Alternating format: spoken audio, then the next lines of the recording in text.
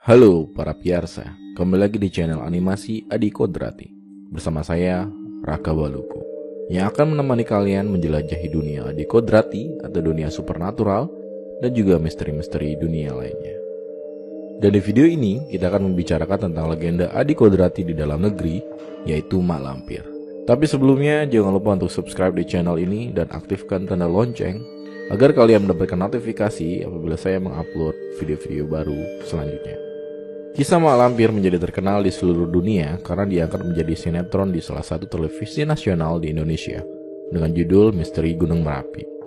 Kisahnya sangat berbeda dengan versi legenda, namun nama Mak Lampir kian terkenal di masyarakat.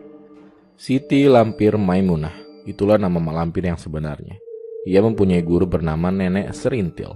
Nenek Serintil merupakan guru yang sakti mantraguna dari aliran hitam Anggrek Jingga. Nenek Serintil berasal dari Pulau Jawa yang memuja Batara Kala.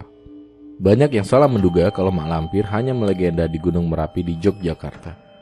Padahal legenda Mak Lampir sendiri adalah sebuah legenda yang berasal dari Kabupaten Agam, Bukit Tinggi, Sumatera Barat, dan kemudian diadaptasi di Jawa karena di sana ada Gunung Merapi. Namun banyak versi lain yang diragukan keakuratannya karena telah disesuaikan dengan daerah-daerah tertentu. Legenda Mak Lampir ini juga sangat berkaitan dengan legenda 7 manusia harimau yang juga berasal dari Sumatera Barat, sebagian provinsi Bengkulu dan Lampung. Siti Lampir Maimunah merupakan seorang putri dari kerajaan kuno, yaitu kerajaan Champa, yang diambil dari bahasa Vietnam yaitu Chim Tang, yang berarti kerajaan yang pernah menguasai daerah yang sekarang termasuk Vietnam Tengah dan Selatan. Pada dasarnya, pada waktu dewasa, Siti Lampir Maimunah ini adalah seorang gadis yang cantik, baik namun sangat pemalu seperti wanita pada umumnya. Saat dewasa, ia juga pernah merasakan jatuh cinta dengan seorang pemuda. Sampai suatu hari, Siti Lampir berjumpa dengan seorang pengembara yang dipanggil Datuk Panglima Kumbang. Disebut Datuk karena ia adalah panglima dari pasukan alam kegelapan. Saat itulah cerita pertama Siti Lampir jatuh cinta kepada seorang pemuda, yaitu Datuk Panglima Kumbang, yang tidak ada tahu pasti siapa nama pemuda itu. Namun yang jelas, sang pemuda juga diam-diam suka kepada Siti Lampir Maimunah, walaupun tanpa pengetahuan sang putri. Walaupun mereka berdua saling suka, namun hubungan mereka ini tidak mendapat restu dari kedua orang tua Datuk Panglima Kumbang dan membuat sang putri sakit hati. Karena sakit hati, maka sang putri bertapa di Gunung Merapi. Saat pertapaan tersebut, sang putri bertemu dengan seorang mahaguru. Guru tersebut banyak sekali memberi ilmu hingga sang putri sakti mandraguna tanpa tanding. Putri tersebut lalu mendapatkan sebutan Mak Lampir dari warga sekitar gunung yang ketakutan mendengarkan namanya. Di sisi lain, walaupun tidak mendapat restu dari orang tuanya, Datuk Panglima Kumbang tetap mencari pujaan hatinya tersebut. Akan tetapi mereka berdua tidak pernah bertemu. Sehingga pada suatu hari Mak Lampir dan Datuk Panglima Kumbang akhirnya bertemu. Namun mereka bertemu dalam medan pertempuran.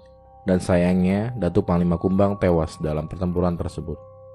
Mak Lampir sangat menyesalkan kematiannya, terlebih ketika dia mengetahui bahwa Datuk Panglima Kumbang juga mencintainya. Dia tidak rela orang yang sangat dicintainya mati. Akhirnya Mak Lampir berusaha menghidupkan kembali Datuk Panglima Kumbang dengan cara mengikatkan jiwa Datuk Panglima Kumbang di bumi. Kesaktian yang dimiliki Mak Lampir berhasil menghidupkan kembali Datuk Panglima Kumbang. Namun ilmu yang digunakan membuat wujud Mak Lampir berubah menjadi buruk rupa dan sangat menyeramkan. Walaupun dengan wujud tersebut, Mak Lampir berharap Datuk Panglima Kumbang tetap mencintainya dan menerimanya dengan tulus. Namun yang terjadi adalah sebaliknya. Pengorbanan yang dilakukan oleh Mak Lampir tidak dianggap oleh Datuk Panglima Kumbang. Pujaan hati Mak Lampir tersebut malah menganggap jika wanita yang telah menghidupkannya itu adalah sang peneror warga dengan wajah buruknya.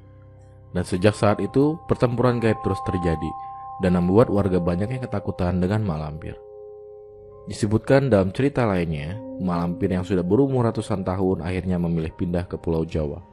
Tujuan pindah ke Pulau Jawa tersebut adalah untuk membuat ilmu yang dimilikinya semakin sempurna. Di Pulau Jawa, dia bersemayam di Gunung Merapi dan mendirikan sebuah kerajaan gaib yang sangat luas. Ia bersekutu dengan iblis untuk mewujudkan harapannya. Karena hal tersebut, Mak Lampir bisa hidup hingga ratusan tahun dan menjadi siluman. Ia tidak bisa mati dan akan terus mengganggu manusia. Legenda Mak Lampir memang sangat membahana. Akan tetapi itu hanya dalam cerita dan belum bisa menjadi bukti yang nyata. Bagaimana menurut kalian?